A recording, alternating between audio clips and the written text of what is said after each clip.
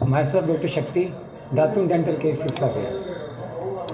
सिरसा के अंदर दांतों की समस्याओं को लेके जो परेशानियां थी उसको लेके क्लिनिक मैंने 6 साल पहले शुरू कर दिया।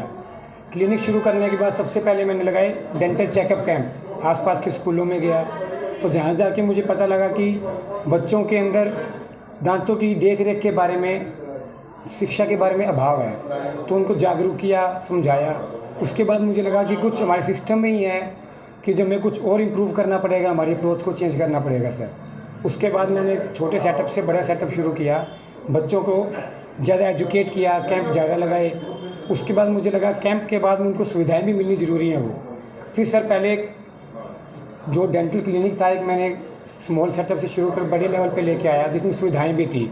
कुछ बच्चों की दिक्कतें हैं, जैसे बच्चे परेशान रहते हैं, ट्रीटमेंट करवाने जाएंगे तो प्रॉपर करवा नहीं पाते, घबराहट होती है, तो उसको सॉर्ट आउट करने के लिए, उसको दूर करने के लिए कुछ नई टेक्निक्स हैं, नई सुविधाएं हैं, वो मैंने अरेंज की। उनके बारे में लर्निंग की, देश के अलग अलग हिस्सों में जाके उसकी कॉन्फ्रेंस की, वर्कशॉप अटेंड की। तो फिर उन्हें मुझे पता लगा कि किस तरह उन जो समस्याओं को है जानकर पहचान कर उनको दूर किया जा सकता है। उसके बाद जो समस्याएं हुई, आजकल क्या है, हमारे खाने पीने में बहुत बदलाव आ गया है।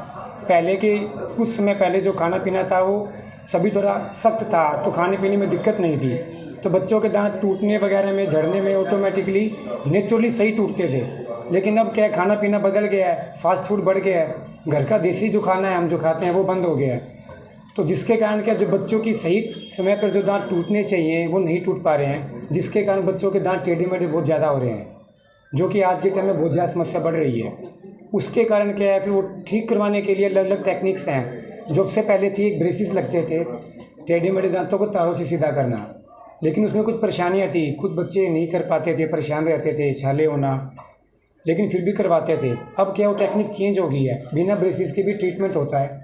प्लास्टिक की ट्रेस बनती हैं जिन्हें अलाइनर बोलते हैं, वो एक नई टेक्निक है जो अब से पहले कंपनियां करती थी, लेकिन हमने क्या किया, उनके अलग अलग कोर्सेज़ किए, वर्कशॉप अटेंड की। अटेंड करने के बाद हमें लगा कि ये टेक्निक हम अपने शहर में लेके आ सकते हैं।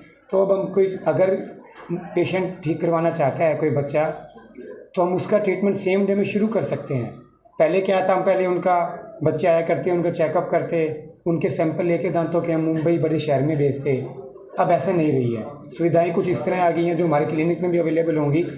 अभी थोड़ा नया आज कुछ काम था जो हमारी कंपनी से बात हो रखी थी, तो सारा वर्कअप हमारा होने के बाद हमारे क्लिनिक में सुविधा उपलब्ध होगी आपको कि आप आ जाओ और आपको उसी दिन आपका ट्रीटमेंट शुरू हो जाएगा।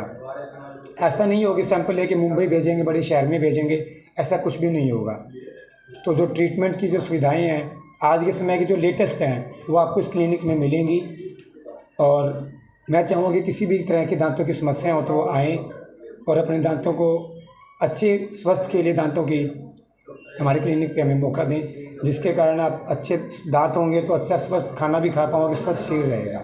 यही मेरा आज का विषय था, जिसके कारण मैं आप सभी लोगों से रूबरू हो रहा हूँ, बता रहा हूँ कि आप लोग इस चीज़ के बारे में जानें और अपने दांतों की सुरक्षा के लिए और देखभाल के लिए उसकी तरफ ध्यान दें। डॉक्टर साहब, ऐसा क्या करें कि दिनचर्या में कि दांतों की जो सुरक्षा है वो ज़्यादा से ज़्यादा संभाल ज़्यादा से ज़्यादा हो सके कि डॉक्टर के पास आना ही ना पड़े? सर सबसे पहले हम एक इंसान है, उसके बाद एक डॉक्टर है। मेरी सबसे पहले तो ये रहेगी कि किसी की कोई समस्या ना हो, लेकिन हो गई एक आम आदमी के लिए क्या है सर, थोड़ा सा खाने में बदलाव करें। मैं ये नहीं कहता कि सब कुछ छोड़ दो, आप पूरे देसी खाने पे आ जाओ, लेकिन हाँ कुछ जो बेसिक जो डाइट है हमारी वो आपको चेंज करनी चाहिए। हर समय फास्ट फूड पे ना रहें आप, थोड़ा सा घर का खाना बढ़ाएं। दूसरा, जो हम पहले फ्रूट खाया करते, जिसे फल बोलते हैं हम, वो क्या है, पहले हम हाथ में लिए बाइट करके खाया करते थे, सब्जी भी हम खाया करते थे, लेकिन वो चीज़ें हमारी बदल गई हैं। हम बच्चों को भी यही सिखाते हैं कि नहीं, चाकू से काट के खाना है। सोफेस्टिकेटेड जिसे हम कह रहे हैं, सोफेस्टिकेटेड होना चाहिए, बहुत अच्छी बात है सर, लेकिन वो अगर आपके शरीर को नुकसान पहुँचाने लग जाए उनके कारण, तो वो मैं नहीं चाहूँगा। तो कुछ जो नॉर्मल जो फल फ्रूट है हमारे, आपको बाइट करके भी खाना चाहिए, जिसके कारण आपके दांतों के हिसाब से एक्सरसाइज लगा लीजिए, कसरत वो होगी, मसूड़ों की मसाज भी होगी। जितनी मसूड़ों की मसाज होगी सर, ब्लड सर्कुलेशन बढ़ेगा, उसका ब्लड सर्कुलेशन बढ़ेगा तो दांत स्वस्थ रहेंगे सर। इसके अलावा एक और जो देख रेख है वो करनी चाहिए, गुनगुने नमकीन पानी से हमें कुल्ला ज़रूर करना चाहिए सर। कहते तो ये हैं कि 2-3 बार करना चाहिए दिन में, लेकिन अगर व्यस्त जीवन है सर, सभी को सुबह जाके शाम को ड्यूटी पे वापस घर आना है, दोपहर में नहीं कर पाते, तो कम से कम एक बार ज़रूर करना चाहिए। और सर ब्रश 2 बार तो करना ही चाहिए, लेकिन रात को सोने से पहले तो सबसे ज़्यादा ज़रूरी है सर। डॉक्टर साहब एक ये बताएं, जो पीले दांत है उनका कोई इलाज या कोई सर क्या तरीका है? पीलापन की एक हद है सर। पीलापन ज़्यादा हो तो हमारे लिए नुकसानदायक है। हल्का पीलापन सर हमारे जो भारत का जीन है ना सर, जिसे बोलते हैं, हमारे गुणसूत्रों में है। हमारे स्किन का कलर सांवला है, तो मैं ये कहूँगा कि बिल्कुल सफ़ेद दांत हो जाएंगे तो सर मैच नहीं करेंगे। हल्का पीलापन हमारे सभी के अंदर दांतों में है। तो अगर ज़्यादा पीलापन हो सर तो उसको संभाल के लिए, देखभाल के लिए चेकअप करवा के, अगर आपको लगे कि वो पानी के कारण है सर, तो उसमें अलग अलग टेक्निक आती है, वेनीर्स होते हैं, ब्लीचिंग होती है सर, उनसे आप उनको ठीक करवा सकते हैं।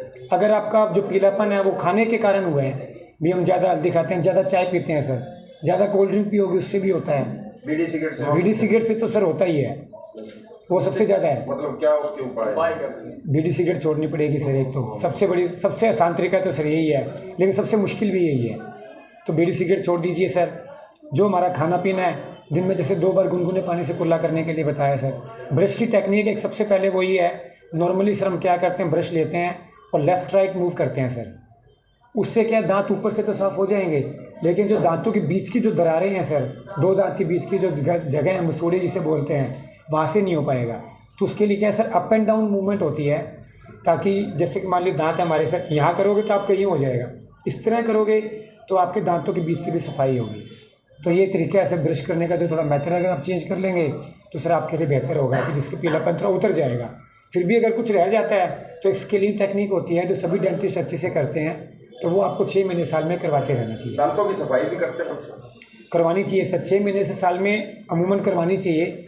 जिनके दांत ज़्यादा टेढ़े मेढ़े हैं, उनमें खाना ज़्यादा फंसता है सर, तो उनको 4-5 महीने के बाद ही करवानी चाहिए। डॉक्टर साहब बच्चों में कैविटीज़ की प्रॉब्लम बहुत ज़्यादा होती है। हाँ जी सर।